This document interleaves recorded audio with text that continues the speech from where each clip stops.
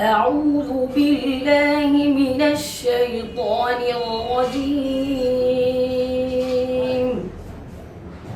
بسم الله الرحمن الرحيم. قالوا يا أبانا إنا ذهبنا نستبق وتركنا يوسف عند متاعنا فأكله الذئب وما أنت بمؤمن لنا ولو كنا صادقين. وجاءوا على قميصه بدم كذب قال بل سولت لكم أنفسكم أمرا فصبر جميل والله المستعان على ما تصفون.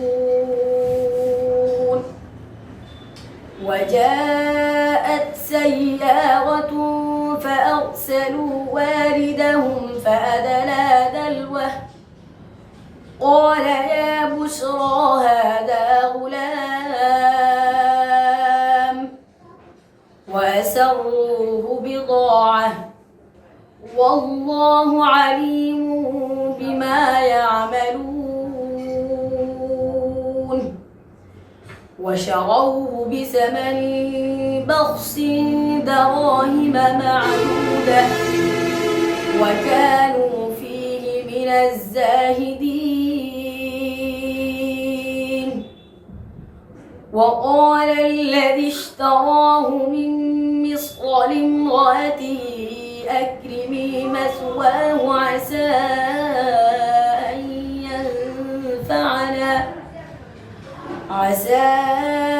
أن ينفعنا أو نتخذه ولدا وكذلك مكنا ليوسف في الأرض ولنعلمه من تأويل الأحاديث والله غالب على أمره ولكن أكثر الناس لا يعلمون. ولما بلغ أشده آتيناه حكما وعلما وكذلك نجزي المحسنين.